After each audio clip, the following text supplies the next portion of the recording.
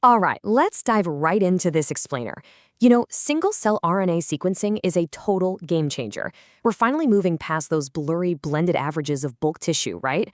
Instead, we're literally peering into the individual building blocks of life, checking out gene expression cell by single cell. It's an absolutely massive leap for computational biology.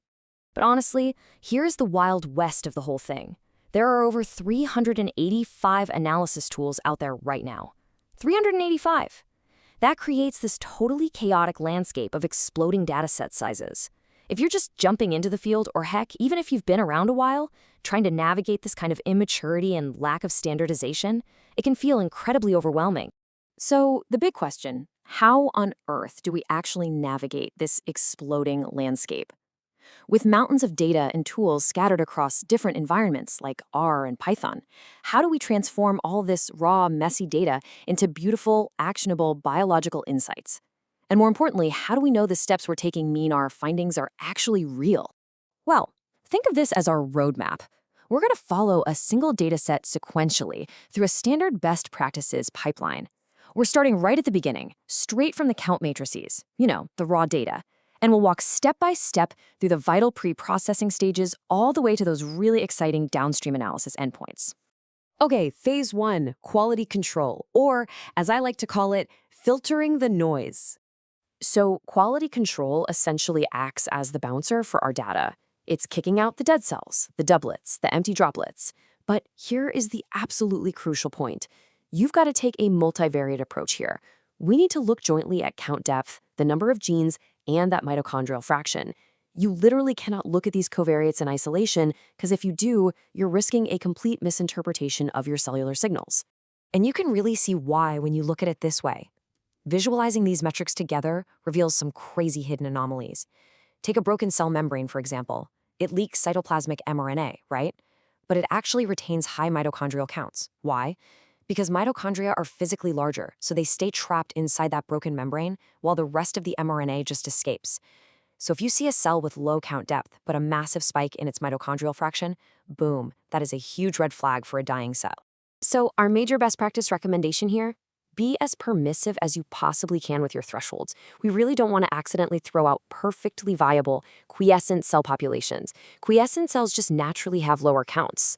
If you set those filters too aggressively, you're literally erasing real biology. Start permissive. You can always revisit your QC later if the downstream clustering just isn't making any sense. Moving right along to phase 2, normalization and correction. Time to level the playing field. Basically, we're sending our data to the refinery here. We need to make absolutely sure we're comparing actual biology, not just technical sampling errors.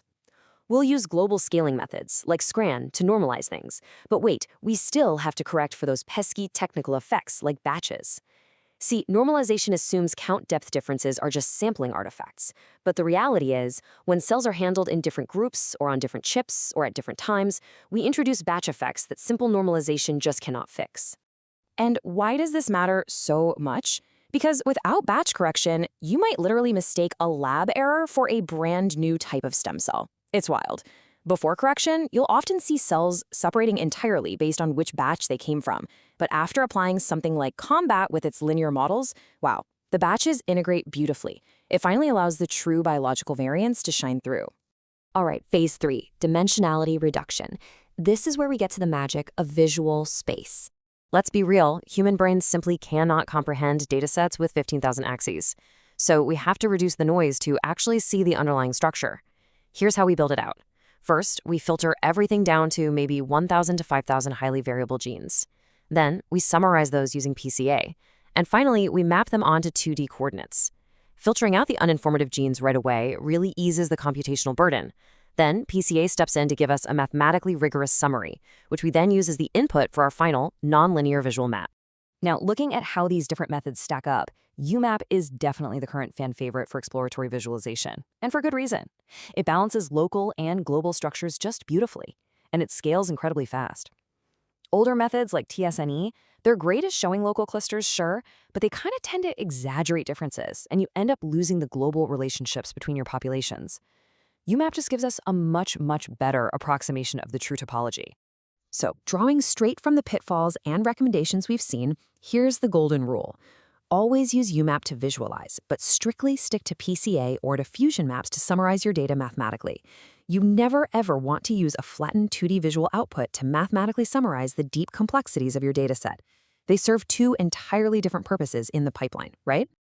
And that brings us to phase 4, downstream analysis. This is where we actually find the biological meaning. This right here is where our data finally achieves its destiny. We start grouping cells into clusters using the Louvain algorithm, and that opens up just an entire universe of possibilities, from identifying cell trajectories to pinpointing very specific gene signatures. Whether you're mapping out continuous processes, like differentiation through trajectory analysis, or you're hunting for dense regions in the expression space using community detection, this is exactly where those raw numbers finally become real biology. Of course, an algorithm will happily group dots together all day long, but to actually annotate those clusters, to identify exactly what type or state of cell we've discovered, we have to bring in external sources. We're talking literature, mouse brain atlases, the human cell atlas. That's what lets us match up those gene signatures and confidently say, yep, this cluster right here, that's definitely a group of CD8 plus T cells. Okay, one really critical final reminder before we wrap up. Always use your measured data for statistical testing, but use your corrected data when you're visualizing those incredible gene expression maps. Why?